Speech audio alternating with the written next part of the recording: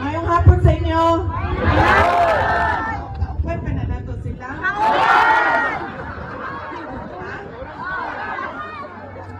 Kasi mga padala nga ni Bibian.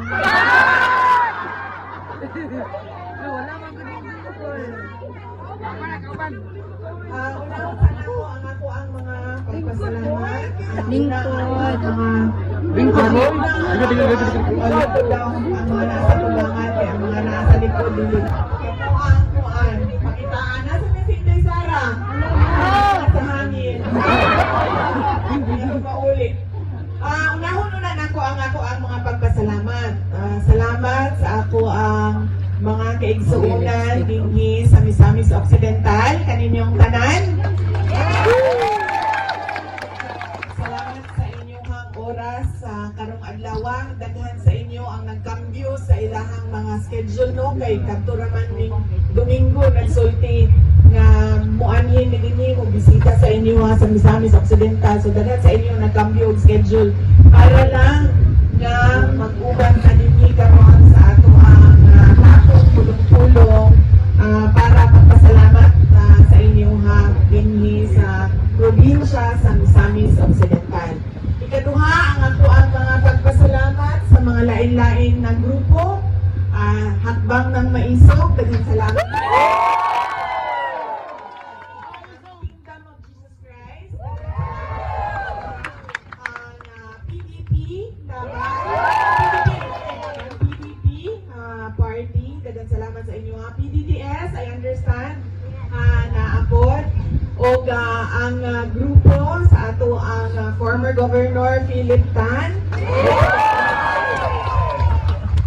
Daghang salamat sa inyo ha. Doon na pa ba ko'y nalimtan? Na grupo na naadimi karon. MRRD, daghang salamat sa inyo oras karong adlaw.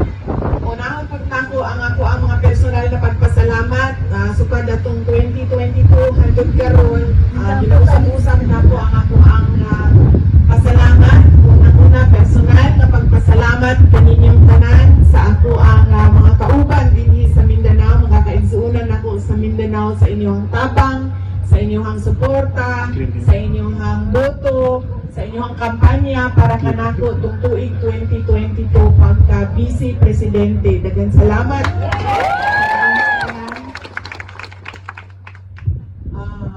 Ikaduha ang pagpasalamat nako isip inyong Vice Presidente sa inyong padayon na suporta sa amo ang opisina sa Office of the Vice President. Medyo gamay na lang ang amuang mga proyekto karon, nawala po ang amuang medical and burial assistance kaya kay ba naman mo sa istorya sa ako ang kinabuhi dinha sa kauluhan dinha sa National Capital Region pero magpadayon gihapon mi laban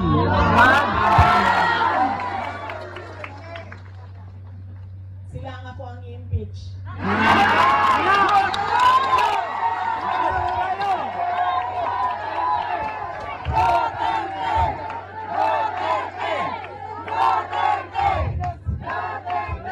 Sila, you are hereby impeached by Inday Sara.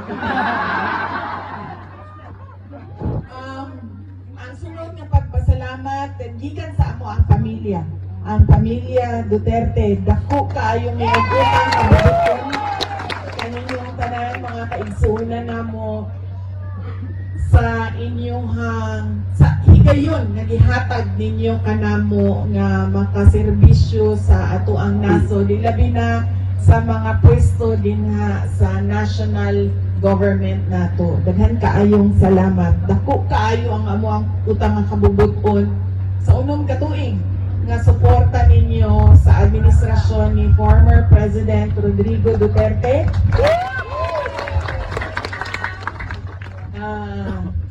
Nangamusta di ay siya sa inyong tanan, nagpadala siya sa iyahang pamutang ina.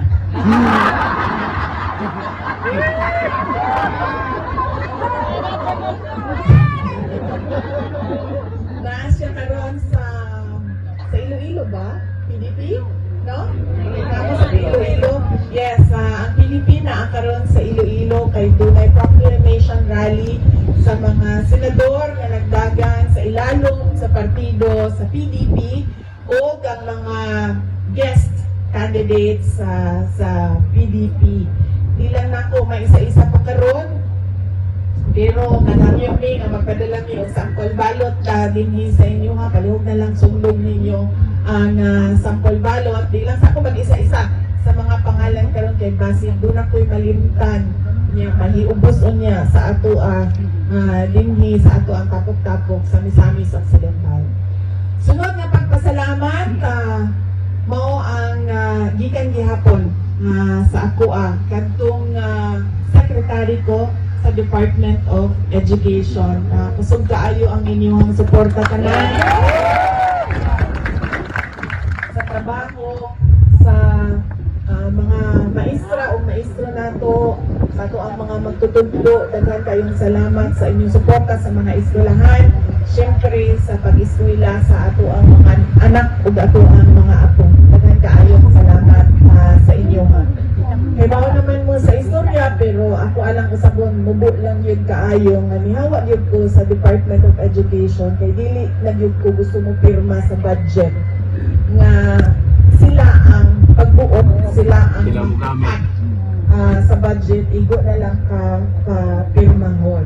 Mao tong kaingon yun ko sa ilang ninanaki maako nga mo pirma sa budget nga dito nga tungaan lang sa mga pipila kapolitiko, especially sa sulod sa House of Representatives. Mao itong kinahanglan na lang yun nga inong ko nga duhaman ng opisina na may Department of Education, na may Office of the Vice President, tutukan na lang namo ang mga projects sa Office of the Vice President. So magpadayon gihapon ang ato ang trabaho para sa ato ang mga kaigsuunang Pilipino. Ang sunod mao ang inyong mga senators na gingon ko kaganina nga wala pa yung mga pangalan pero doon na naman siguro mo ilistahan. Yes.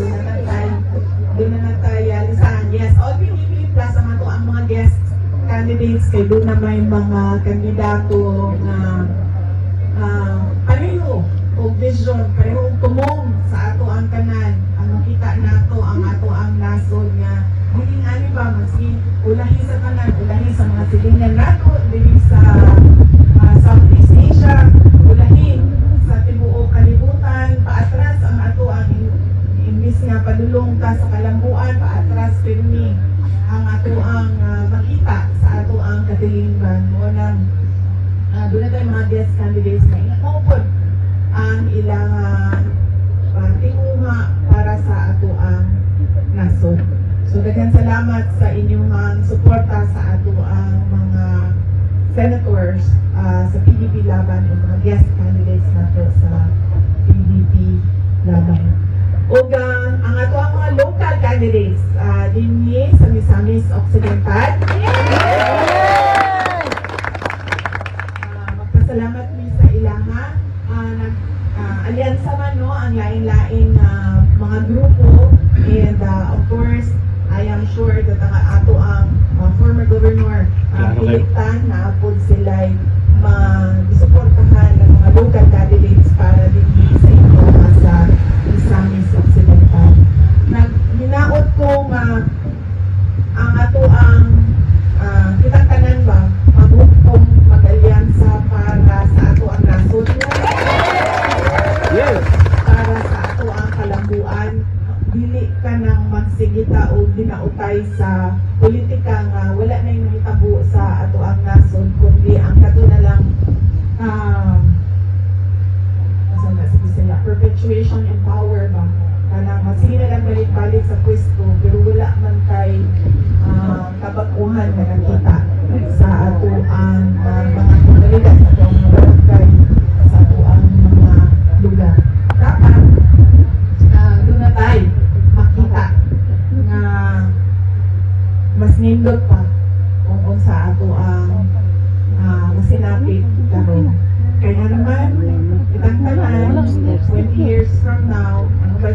mauna sa amo ano, kaya mga senior na lang.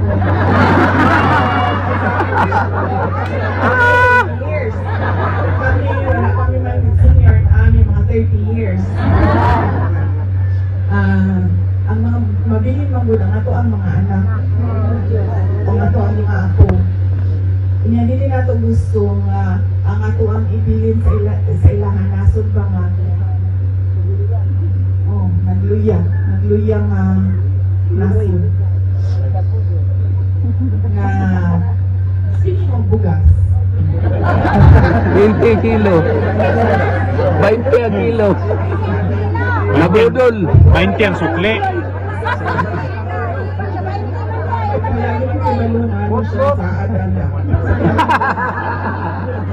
Ako ka nang patanon pa po no sa inyong mga pananaw pero dugay naman po sa politics nagsulod ko 2007 so hapit na mag 20 years dili ka po musaad ka nang kaybaw yung po nga dili ka na lang po mahatag dito sa Davao kay kibalo ko ka nang maulaw ko ba maulaw ko sa mga tao mo lang pag mga panya gani ko dito unang-una di ko nagasayaw dili ko nagkakanta kaya well unang di ko pa maunglugin mo sayaw ang ako yung tingog board kay kanapong muralyog ka ng ikuan sa singan so di ko yun siya maayo pero mutito ko maging istorya ko sa mga tao dili po yun kumusaad o kaybaw ko nga dili na ko mahatag bisan na lang gani ka nang mangimbita sila nga uy may Sara ang libre sa among piyesta moingon yung kuanan dili lang ko musaad ha pero ibutang na namo sa schedule namo di lang ko makasaad kay nagabag-ubag ko ang ako ang schedule kada adlaw bisan sa ingana kay gamay na butang nga dili ko makasigurado dili gyud ko ga saad samot na sa mga kanaganing pangampanya nako dito sa entablado sa Davao City mao po lang ako ang gibuhat kadtong nidagan ko og Vice President tulo lang yun lang ako ang ingon ko trabaho edukasyon ug mapayapang pamumuhay now hindi sa ato ang nasod kay kubaw ko nga sa kadaghan kinahanglan yun i-prioritize and kinahanglan ka makadeliver makahatag kung sa inyong saad sa mga tao kay pagtindog na ko dinhi sa inyong stage